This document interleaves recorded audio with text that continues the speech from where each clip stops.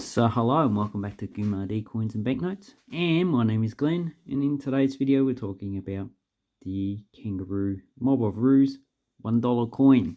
I called it a 50-cent coin before, and we're only talking about the standard design, not the commemorative coins. It's the donation dollar from 2000.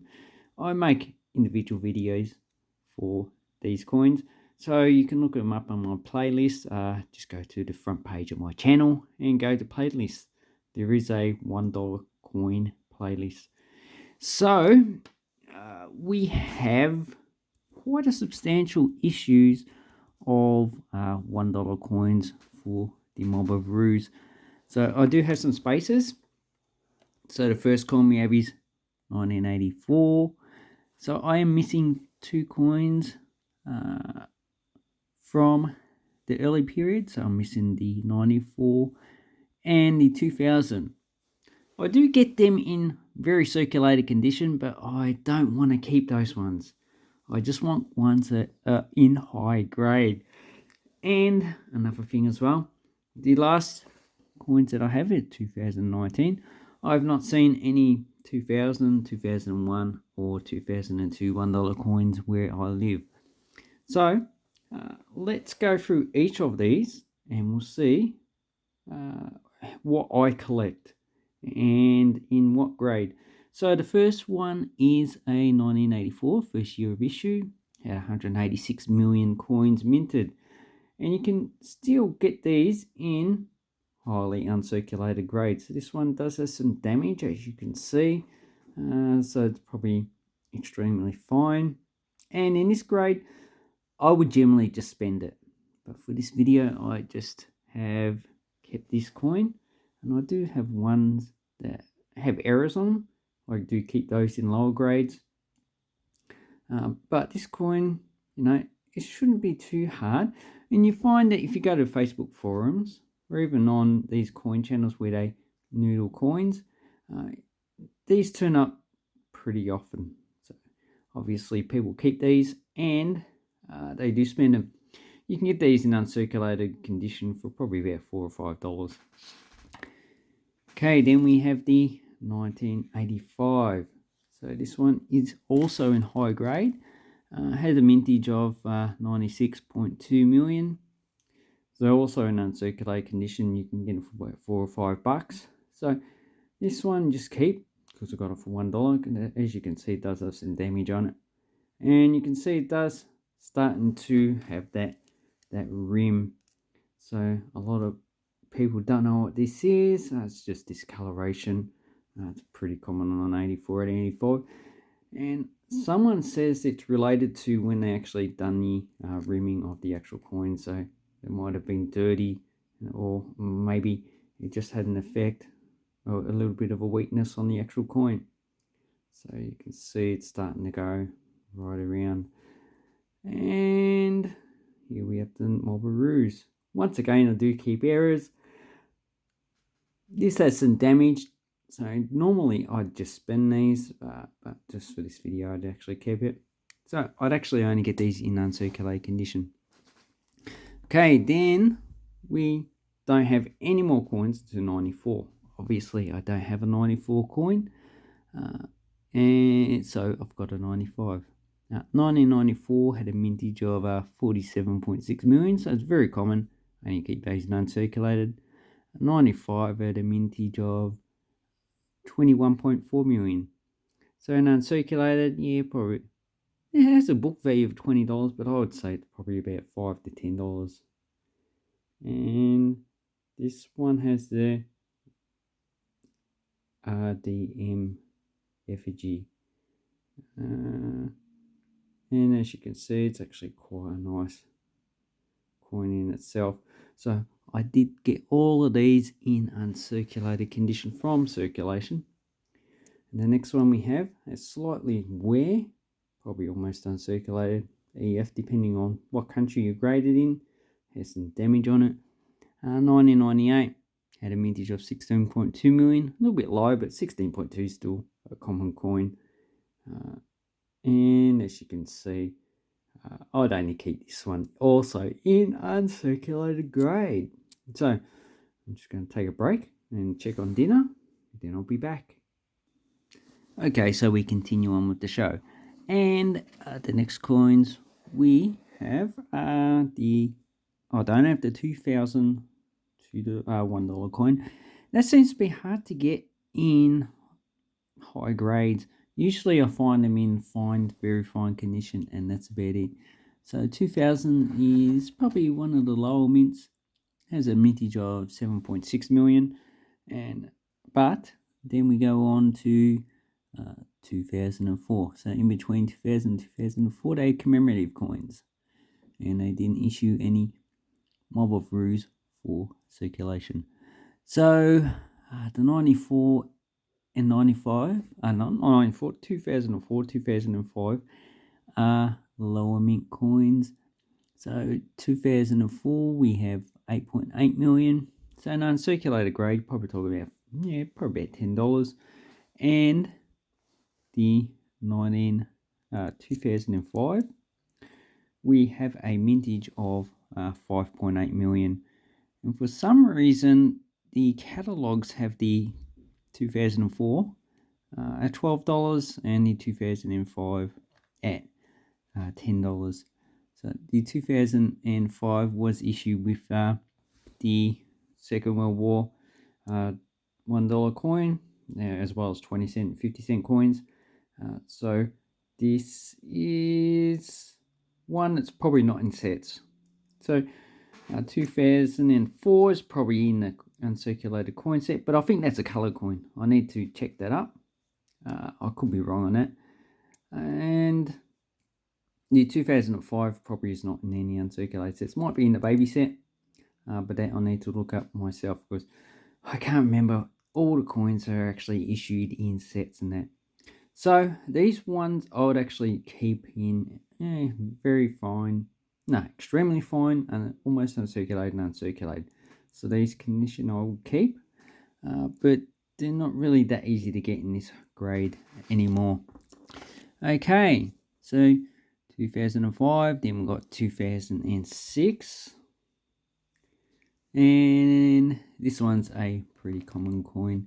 So 2006 had 38.9 million. So obviously there was a need for coins, and they decided not to issue any commemorative coins this year, but they issued just these coins. Now 2007 only had the APEC coin. Now I remember when that came out. That was very interesting. The person I worked with going, they usually don't issue coins this early, and that was about March. So those coins were issued early in March. So in uncirculated grey, you popped up about $5 for 2006. 2008, we have the Mob of Roos of about 30 million. It's obviously quite a common coin. And probably about $5 in this condition as well. So I'd only collect the 2006 and 8 in uncirculated grade. Then we have 2009. So the 2009 does have the pension coin. And this one is about 21 million minted. So obviously also a very common coin to get in circulation. And there is a difference between 2008 2009. This one just looks a bit more rounded. This one is a bit more square. So obviously I think they changed the actual... they've done something to the coin. They just changed the way that they press the actual design into the coin. If you look at these quite often, you actually come to know the actual difference. But the font on the actual coins looks a little bit, it looks the same actually. So that is not it. So this one here, probably about $5 in uncirculated grade. No, I don't keep it in this type of condition. So then we have 210. Do I have 210? Yes, I've got some here. So 2010, this was issued with the Girl Guides coin, and the mintage of this one is about 21 million again. But I've kept a few of these, and I'll put cut on it. So obviously it's got a cut on it somewhere. And I just need to find it. I should actually write cut and where it is. This is probably cuts on the Queen's. Yeah, looks like it's on the chin. There's another one.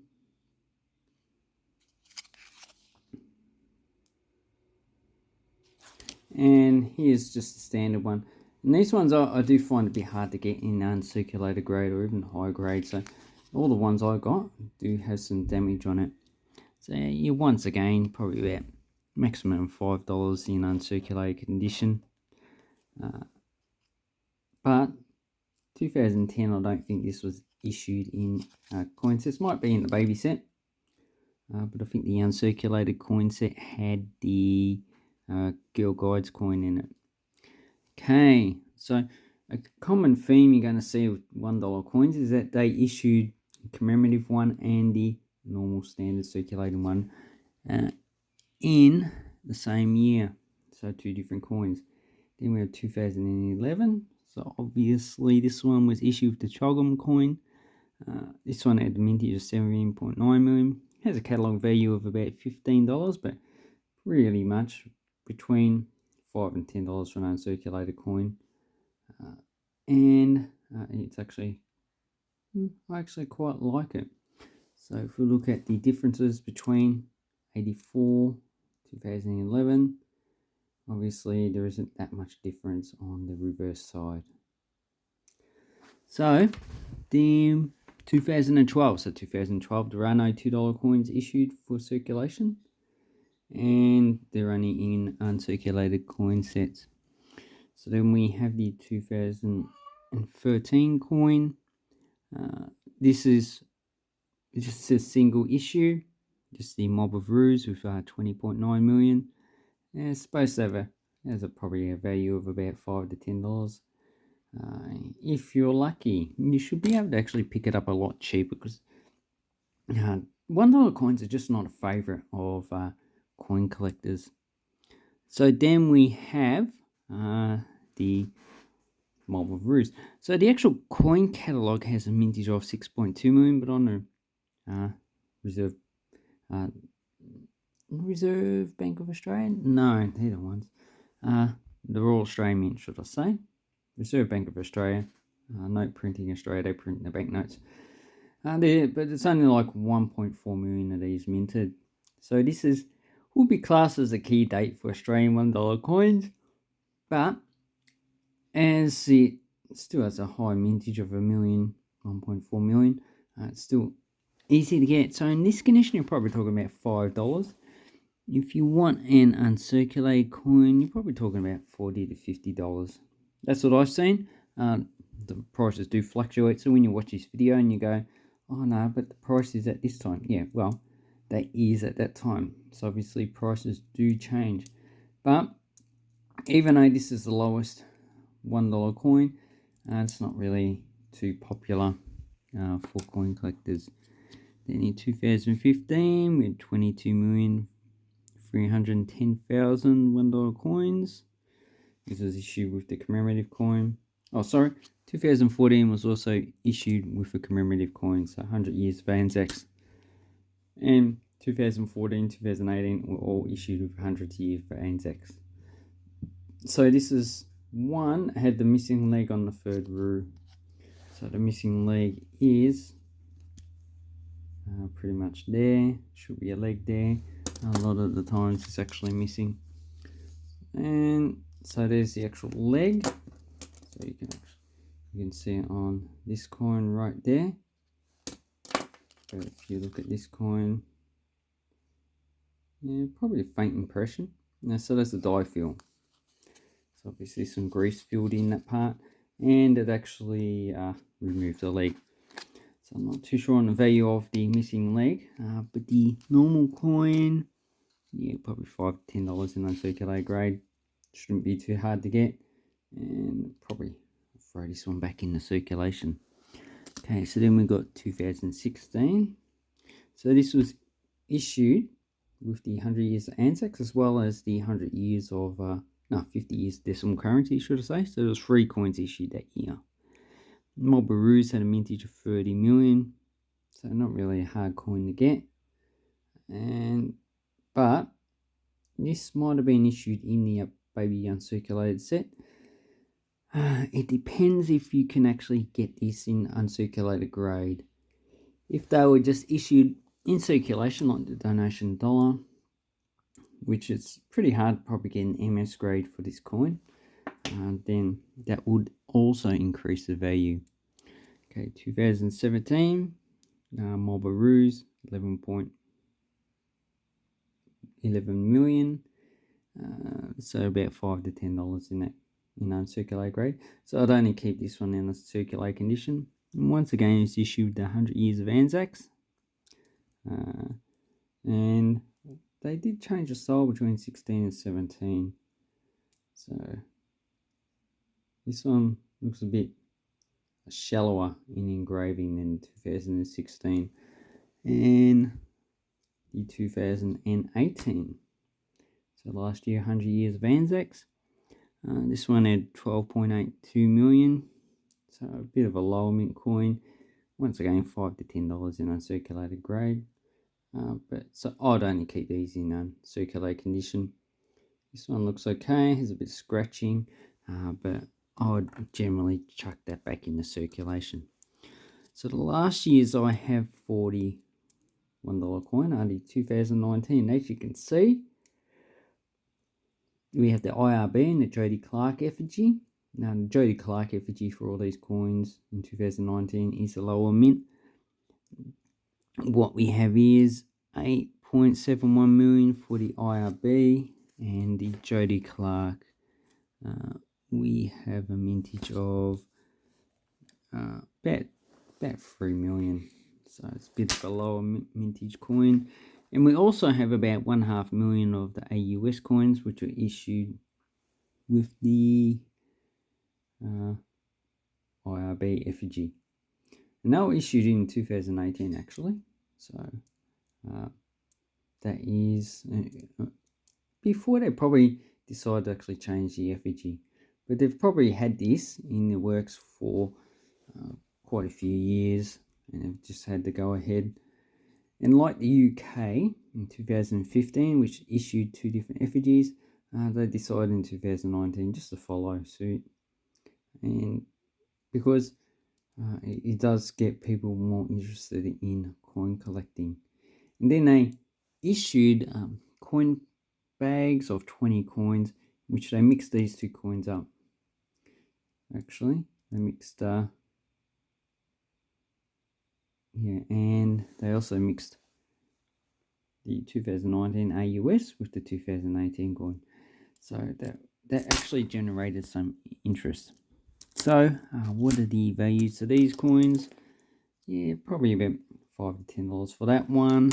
Yeah, probably about $10 to $20 for that one in a circulated grade. But I keep, for the Jody Clark 2019, all the denominations, I actually keep all that I actually do find. So then we got the 2020, so those 2020 and 21 and 22, the mintages are not finalised. So I just keep all of them in any condition, any grade, but I have not come across any except for the donation dollar. But this one's pretty common, 12.5 million. Shouldn't be too hard to get that, depending on the state. Victoria, it is a bit harder because I don't think many of them were actually sent to Victoria. We're probably getting the ones that have come over from other states. So I hope this helps you with your Marlboro's $1 coins. So that's just my analysis and the coins that I collect. Basically, most of the years I just collect high grade, generally uncirculated coins. If it does have some damage on it, like this one, I just spend it again. It's really, you can get these in uncirculated grade. Same with the rest. You can get them in uncirculated grade fairly easily. Anyway, thank you very much and have an awesome coin and banknote collecting time. Let me know down below what Marlboro's coins you collect for your collection. Thank you and goodbye.